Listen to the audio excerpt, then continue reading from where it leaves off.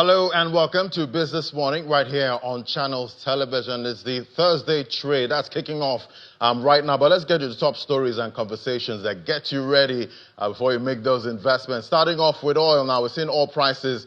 They've dipped today after gaining 3% in the previous session. As investors are wary, higher U.S. tariffs may be reinstated, which could cause lower fuel demand. And as major producers are expected to announce an output hike sometime this month, I think on the 6th, and we're seeing a big drop there. We did see oil there rising about 2% last night. I thought maybe that trade that bull run could come back at this point, but we see that drop this morning, $68.42 a barrel. Investors there and traders, they're having to analyze a couple of things at this point to make that decision at this point. So we're seeing 1.02% drop for WTI crude. We're now seeing a bigger gap between both prices, unlike what we saw yesterday. Both contracts rose to the highest level in 1 week, and that was yesterday, but that's all wiped off at this point. Now, the federal government says it has approved 37 new crude oil evacuation routes across the country as part of reforms to bolster production and curb theft. It also said the number of crude oil rigs that has increased from 8 in 2020 to about 44. This was disclosed by the chief executive of the Nigerian Upstream Petroleum Regulatory Commission, Mr. Benga Komolafe, while speaking at the 24th edition of the NOG Energy Week 2025. Mr. Komolafe said the new evacuation routes were part of a broader strategy to restore asset integrity, ensure secure transportation of crude, and support the ongoing Project 1 Million Barrels initiative. Yeah, that'll be great to see at this point. To other stories, to boost digital energy inclusion, the Nigerian Communications Commission and the Rural Electrification Agency have officially launched the NCC REA Collaboration Committee to boost Nigeria's digital energy inclusion goals. According to a statement yesterday by the NCC's acting head of public affairs, this collaboration will focus on deploying renewable energy solutions that's to support telecom infrastructure, particularly in rural and underserved areas. And the International Monetary Fund now expects Nigeria's economy to grow by 3.4% in 2025, up from its earlier 3% forecast. It cites improved oil output, a new refinery, and a strong services sector for the upgrade.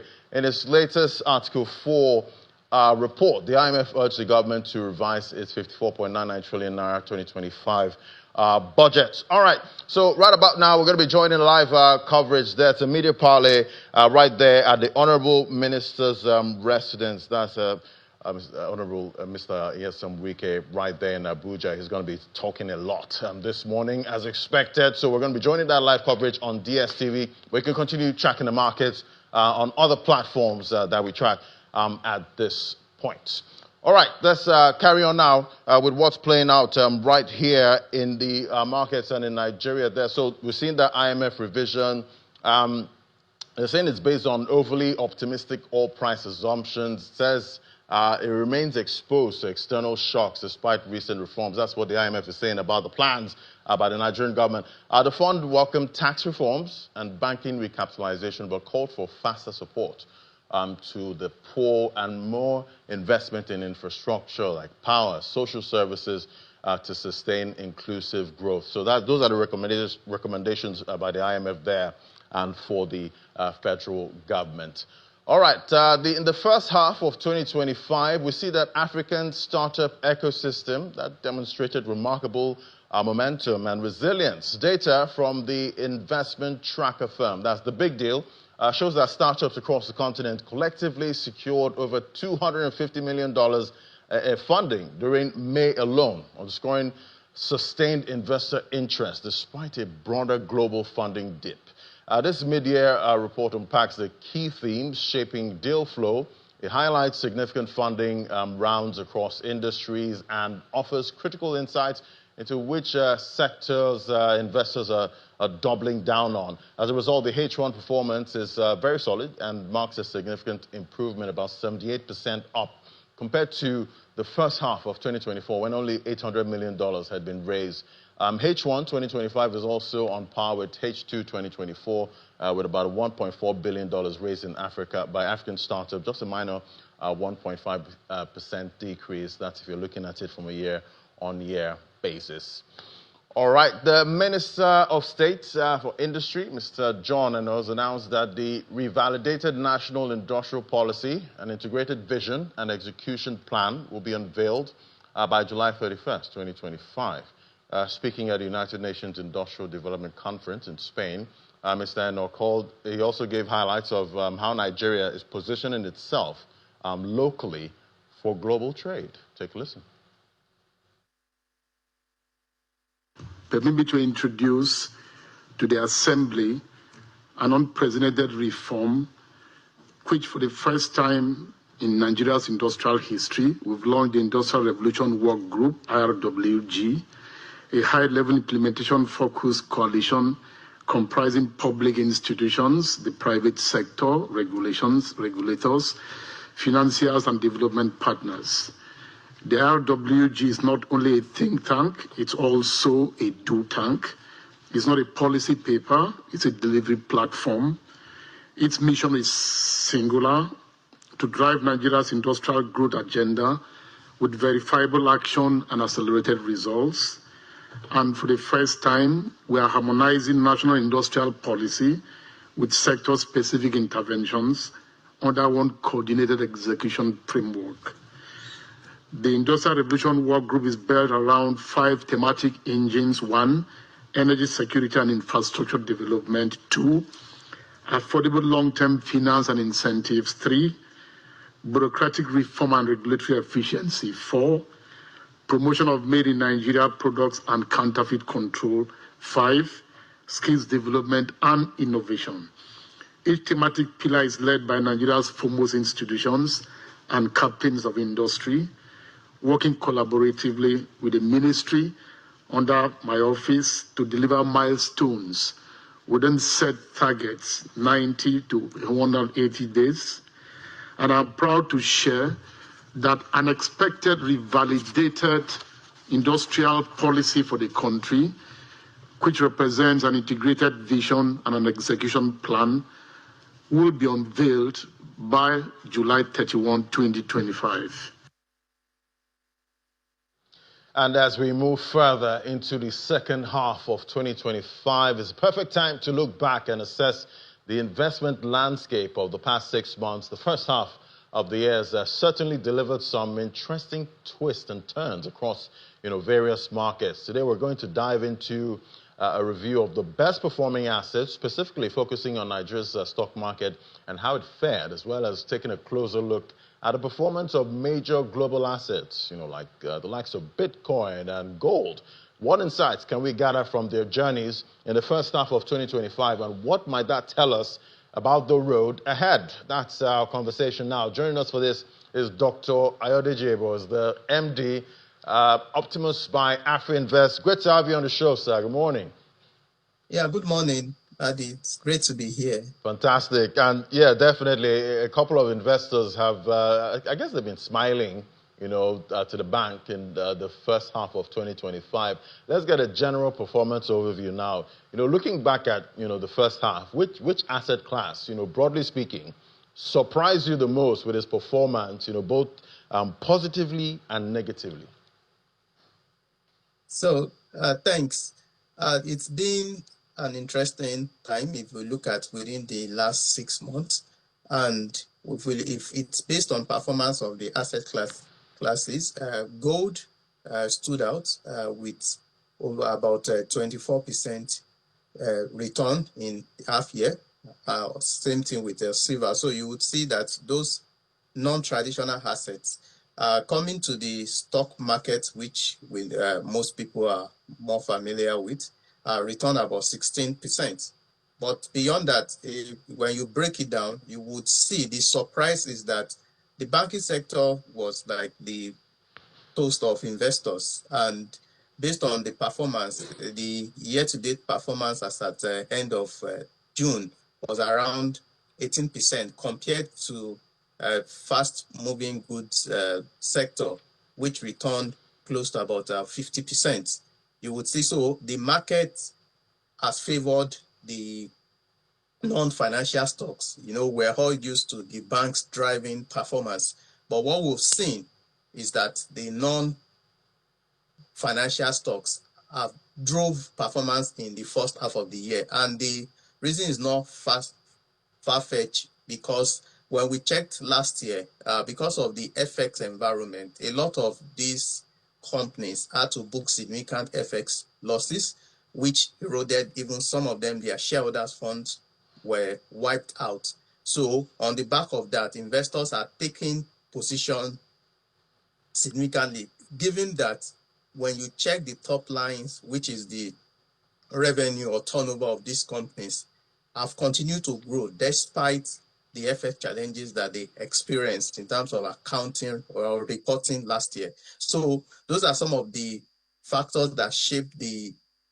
Nigerian stock market. We also saw the domination of retail investors, though there's been an improvement of foreign participation, because if we look at average in 2024 was around 16%, and that has grown to about 20-something% in 2025. So seeing interest from foreign investors, though still very low.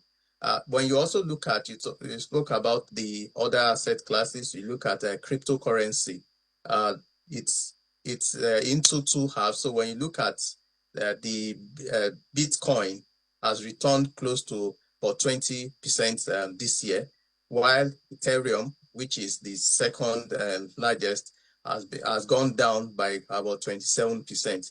So you would see, but by and large, for investors that have diversified, because when we talk about investment, portfolio diversification is key, because these asset classes sometimes don't all perform well at the same time. So diversification would have really helped, and I can tell you for fact that investors in the Nigerian stock market, especially those that position significantly in non-financial stocks, are really smiling to the bank. Right. All right, Mr. Ebo, let me come in there and just take you back to that gold story at this point. We've been hearing about, global central bankers there, stacking up gold at this time. And, they've been doing that for a couple of years now. And I remember reporting gold prices around February 2022, the period, Russia invaded Ukraine. And I remember gold was trading about maybe like $1,600. Per ounce, that time. Then, fast forward to now, it's been quite the rally, so far. And I'm sure some investors here, or maybe, prospective investors, will be wondering, how to play in that gold market at this point. Is it just going to the market now and just stacking up, gold? Maybe just buy gold chains, you stack all of that up. Is that how you profit, from this kind of gold rally? Or is there a way we can invest in it in Nigeria's capital market? Maybe something that tracks gold prices? Okay, very interesting question. So it's better when we talk about the gold, for the investor to benefit is to buy what we call the derivatives. Those are the instruments that are tied to gold. So because it's about the price movement that investors wants to benefit. So when you look at Nigeria, there's what we call the new gold that available that you can buy, because the underlying asset is also gold. So as the price of gold moves up, it will impact on the price of that particular fund or that index. Also, you also have gold SPDR also on the US stock exchange that you can buy. So the underlying assets, once it's gold, you also benefit from that price movement. So it's better you don't need the physical gold. I know some people prefer they invest in the physical gold, but for the investors and the ease of entry and exit, and also security, the best thing is to buy the securities that have been built or that have been built on gold, which underlying asset is gold. So you have it both in Nigeria, you have it both abroad, so you can target it. Yes, it's like you mentioned, it's almost trading at all-time high now, and is projected that it may even also continue. And the main reason is that when there are uncertainties, you see the global central banks are also loading up sometimes for them, they buy the physical gold and they are loading up, and it's market of demand and supply.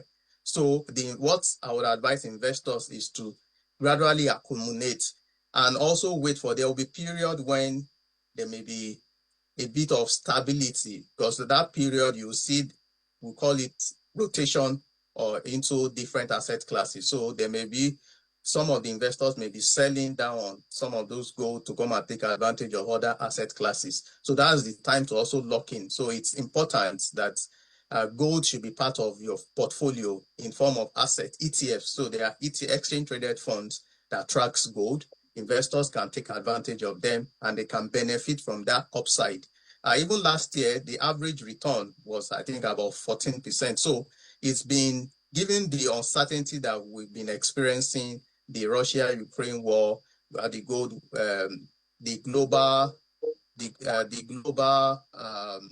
tariff war, rather, all those things have been creating instability, and that is when you see people moving into what we call safe haven to invest in what they know that is secured and will not fluctuate with the global crisis. So seeing gold, I think getting to about $3,400 per ounce, or maybe a little higher than that. Is it too late to the party, for investors looking to, stack up gold at this time? Or is it better to wait for some kind of major pullback? And is that possible at this point? Because it seems, well, I guess there's still uncertainty at this point.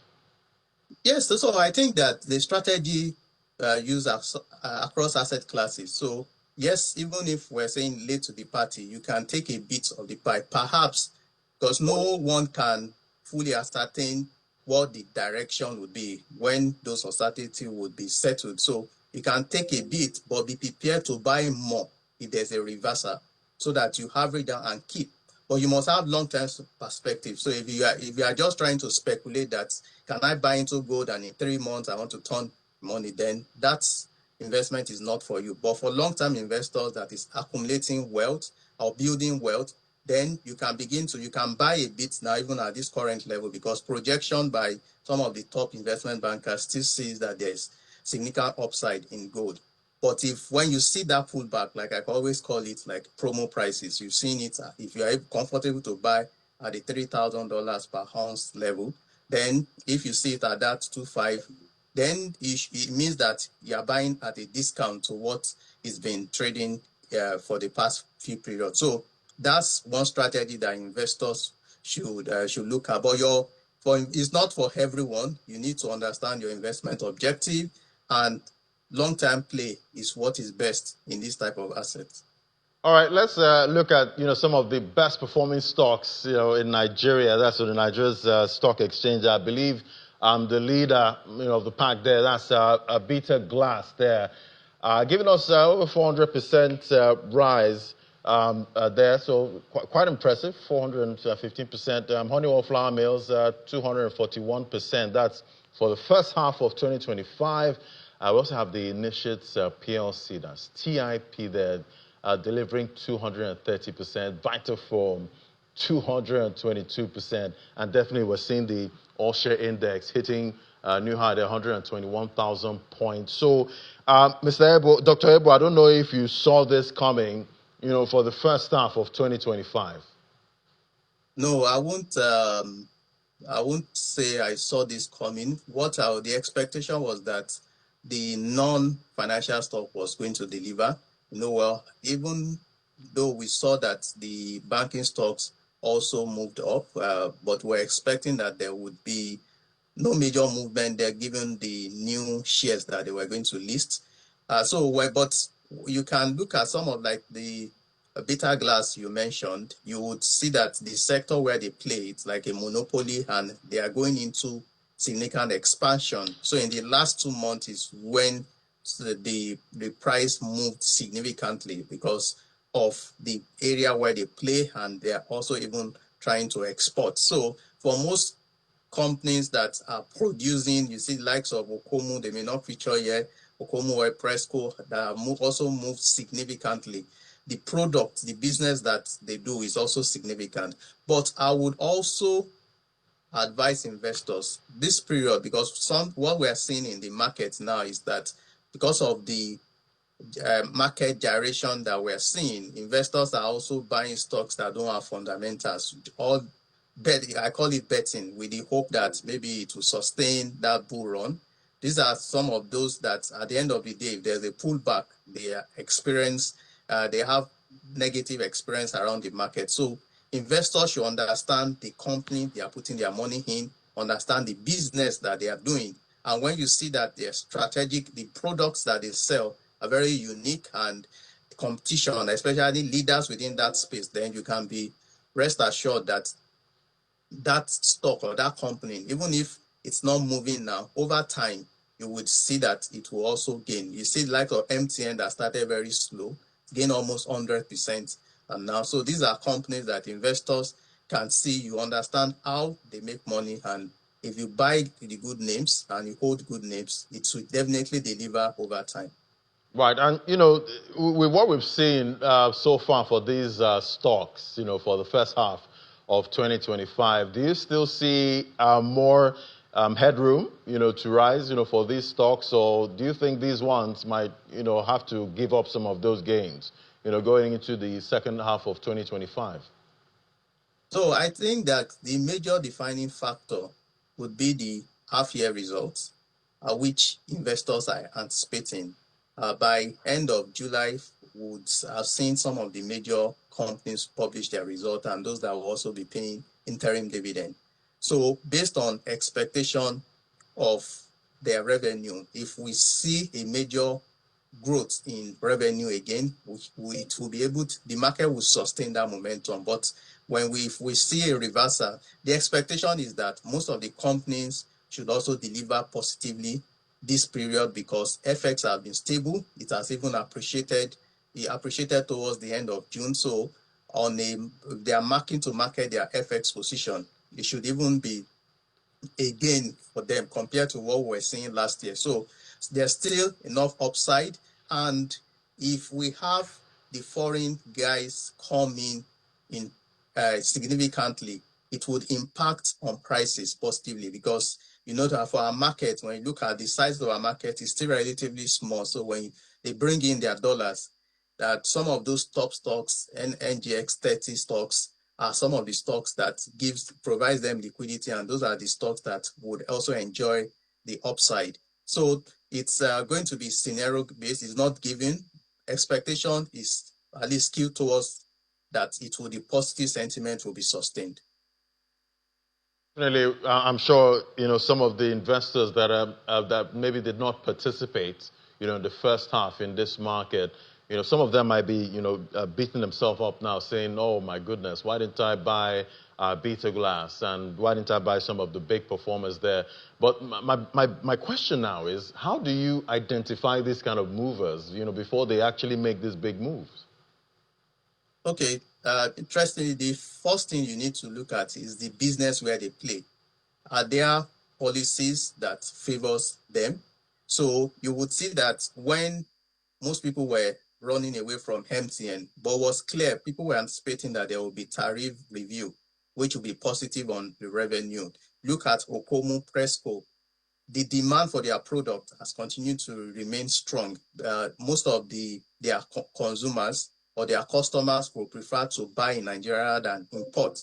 So those are the areas how to identify. Like when I looked at CWG some months ago, look at their clients. I saw that there were banks that they provide services to oil and gas company. So it was almost like a no-brainer that it was going to be a matter of time before it will move. And we saw what had happened in the last 2 weeks. So those are the ways, or the idea or strategy rather, to identify companies before they move. Look at what they do. Also monitor their quarterly performance and see if their revenue is growing. So if you catch them early, it's the market, we say those that are willing to take the risk are those that will also benefit from the reward. But strategically, understand the business that they do, position ahead. Once you believe in that business, Warren Buffett will always tell, if you are not willing to hold a stock for 10 minutes, don't even bother to think of holding it for a longer period. So it's better to understand that perspective, and it will be easier for you to catch, well, we'll see if I use the word in quote, catch them young at the early stage, and you'll be able to also benefit from the upside. All right, Dr. Ebo, I also remember that so Warren Buffett also said, sell when the market is greedy and buy when the market is fearful. You know, looking at the NGX at this point, it seems really greedy. Yes, when you check the index, it's moving towards the greedy sentiment. So for depending on your strategy, you know, it varies. So if we're advising, if it's a short-term investor and you know that the period that you have is not more than 12 months, you can take profit on stocks that you have seen 100%, 200%. Sometimes I tell investors, take out your capital, leave your return. So in case if market will reverse, because what we call there's always difference between a paper gain and realized gain. So it's until you sell before you can be excited that you made money, because we shouldn't get carried away and forget that investment in stocks also come with risk. It can be volatile. If a policy comes in now, direction can change. So profit taking is always also advised. But if it's for long term and you are just accumulating maybe towards retirement, you buy every month, you don't really need to bother. A period when if the market reverses, you know that some of those stocks that you bought, you also accumulate them at a lower price, which means that it gives you higher upside potential even as you grow, as you build your portfolio. So your investment objective must be clear. And if it's short term, this is also the time to take profits on some positions while you wait for a pullback. And for long term, you don't have anything to worry about once you are holding good stocks. The main thing I would always emphasize is investors should not speculate, and also always understand why you are buying a stock. All right, you heard it there. That's a good place to anchor it. Don't speculate. Just make sure you do your own research before diving straight into that asset class. Thank you so much, Dr. Ayodeji, MD, Optimus by AfroInvest. It was great having your perspective today, and we hope for a better second half in 2025. Always my pleasure. Thank you for having me.